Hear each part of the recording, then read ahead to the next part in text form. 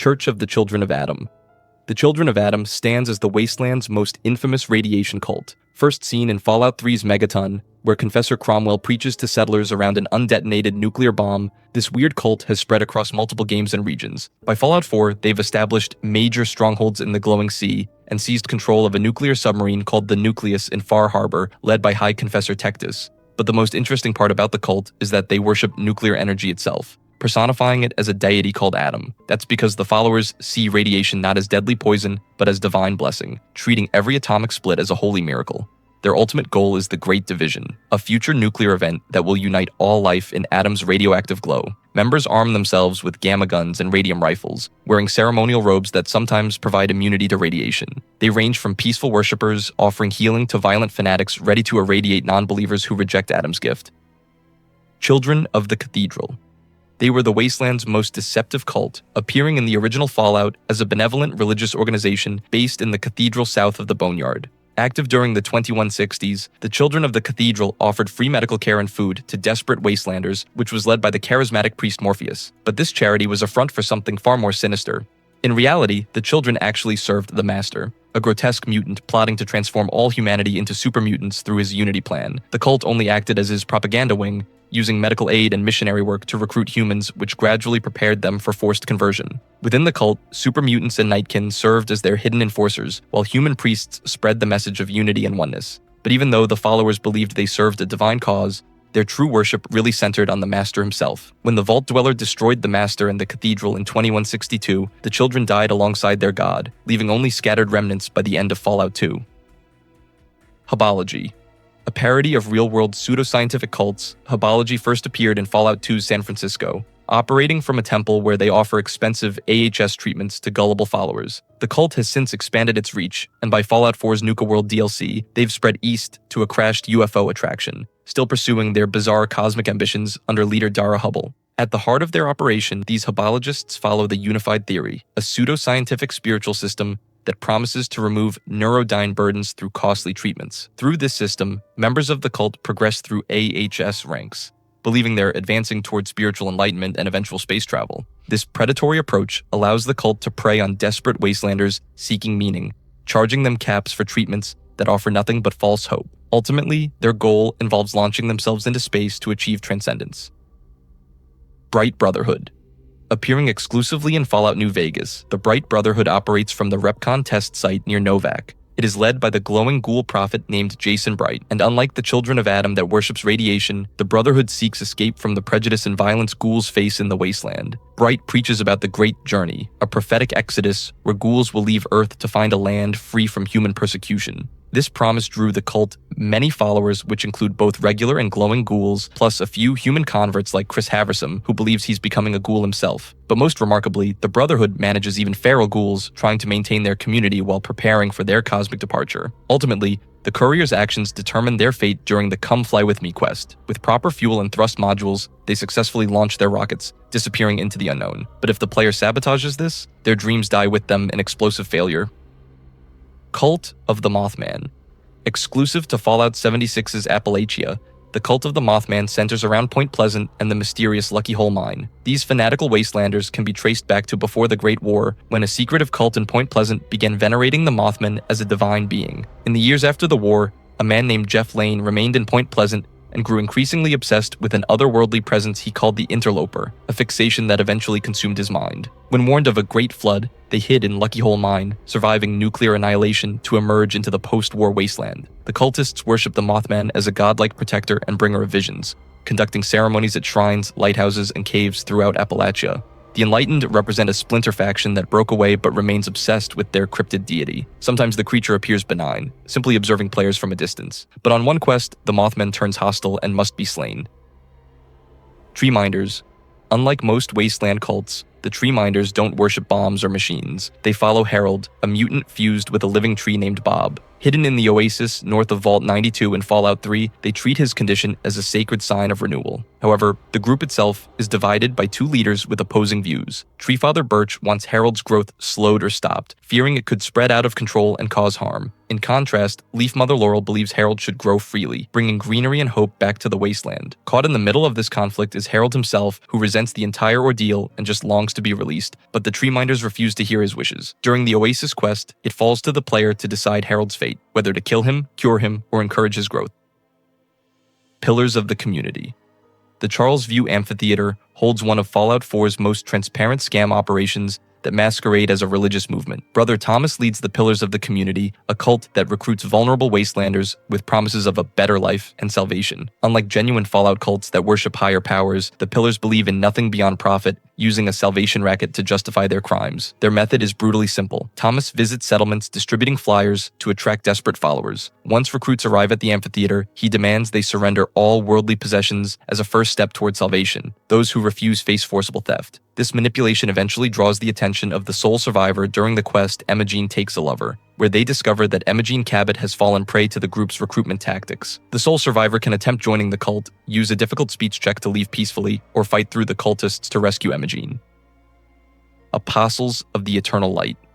Mother Curie III founded the Apostles of the Eternal Light after she broke away from Megaton's Children of Adam. She then established the sect in the Holy Light Monastery in Springvale's ruins in Fallout 3's Broken Steel DLC. This splinter sect takes radiation worship to disturbing extremes, viewing ghoulification as divine enlightenment rather than mutation, which is why the cult's primary activity involves distributing holy water, irradiated aqua pura, that they steal from Megaton's weekly shipments. This so-called charity, however, causes severe harm to unsuspecting wastelanders, whom they believe they're saving through forced ghoulification.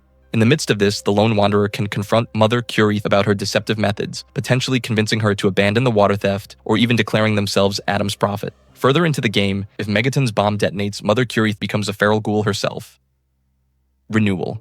The Renewal cult is one of the Wasteland's strangest religious movements. Based in Gecko during Fallout 2, the group was founded and led by a sapient mole rat known as the Brain, who gained intelligence from FEV exposure. But unlike other cults that worship radiation or tech, Renewal focuses on restoring ghouls to their original human form through medical research. The Brain recruits followers from ghouls and glowing ones living in Gecko, using Ankh symbols and talismans as their religious imagery. Members work toward fixing Gecko's reactor and optimizing its systems to support their research goals. At the heart of the group, its ambitious leader harbors dreams far beyond simple restoration, secretly planning world domination while publicly seeking an alliance with nearby Vault City. However, Vault City's xenophobia prevents direct communication with the Brain, creating tension between the settlements despite Renewal's desire for cooperation. Their goals center on convincing Vault City's leadership to accept a partnership that would benefit both communities through shared medical research. The Brain believes this alliance could advance their restoration experiments while providing Vault City with technological improvements.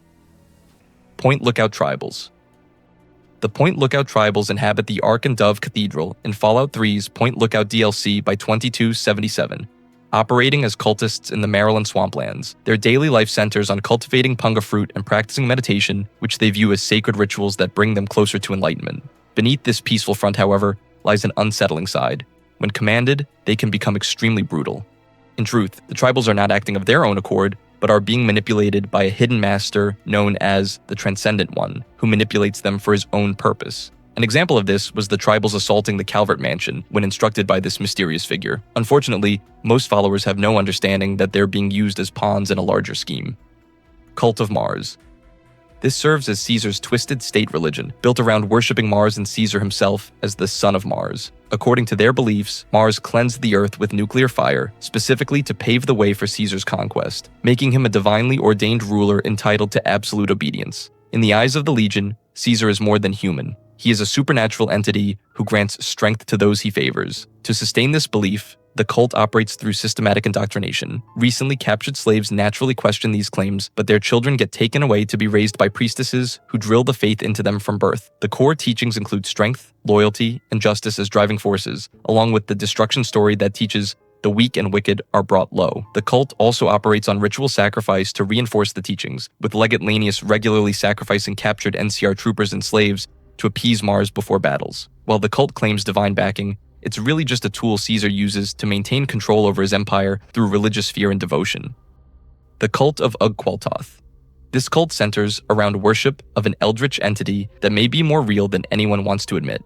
The whole thing started with the Blackhall family, particularly Constance Blackhall, who led rituals using an ancient tome called the Krivbekni. At the same time, her brother Richard Dunwich ran a mining company that served as a front for occult archaeological digs, using the profits to advance their dark agenda. These pursuits converged on October 23, 2077, the day the bombs fell. Richard broke through into a subterranean chamber beneath the Dunwich building using acoustic bore drills, while a ritual at their Massachusetts quarry turned several employees into feral ghouls. The Krivbekni's power was undeniable, as Constance lived an unnaturally long life while possessing it, only dying when the book was stolen from her. Though the world changed after the war, the cult's influence persisted, and even in 2277, people still visited the Dunwich building and lost their minds, raving about Ug-Qualtoth's return. It's worth mentioning that even the swampfolk of Point Lookout kept the cult's legacy alive by performing rituals with the Krivbekni, which kept their poor victims alive as long as possible during torture ceremonies. The cult's influence had gone down, but Obadiah Blackhall, the last of his family line, desperately wanted to restore his ancestors' power through blood sacrifice.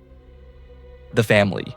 The family represents what happens when cannibals try to rebrand themselves as something more romantic. Led by a man named Vance, this small group of cannibals gathered in the Moresty metro station and adopted a strict vampiric lifestyle to control their human flesh cravings. Vance teaches them to suppress their cannibalistic urges by drinking only blood instead of eating meat, believing this makes them superior to common cannibals. Their philosophy centers around 5 laws that govern behavior, including only feeding on blood, never having children, killing only for nourishment, staying in shadows, and never harming fellow family members. Vance knows they don't actually possess supernatural abilities, but the vampire identity helps hold the group together psychologically. They've also raided the nearby settlement of Arafu, kidnapping Ian West after discovering he shares their condition. The family justified this as helping someone like them, though it terrorized Arafu residents. Despite their attempts at creating rules and structure, they remained fundamentally cannibals who prey on innocent people to satisfy their twisted dietary needs while hiding behind vampire mythology. Followers of the Apocalypse. This group represents probably the only genuinely good cult in the entire wasteland. While groups like the Bright Brotherhood exist as harmless but ultimately self-serving organizations, the followers of the Apocalypse actually dedicate themselves to helping others. Founded by former vault dwellers in the late 22nd century, they emerged from the aftermath of migration from Dayglow to the Boneyard. Nicole founded the group after losing her parents during this harsh journey, determined to prevent the apathetic view of life that caused the Great War. Unlike typical cults, the followers focus on preserving and sharing knowledge, especially in agriculture and medicine. They established the Angels Boneyard Medical University, offering free education to anyone willing to learn. Their philosophy combines anarchist principles of voluntary association with practical pacifism, though they understand the world's harsh realities and employ security when necessary. The followers operate through decentralized hubs across the wasteland, providing medical care, education, and basic necessities like food and water to impoverished communities. They fund operations through salvaging, donations, and sustainable relationships with local providers. While the NCR has waged propaganda campaigns calling them anarchic cultists, the followers continue their humanitarian mission. Join a cult? Nah, join this channel instead. Like and subscribe.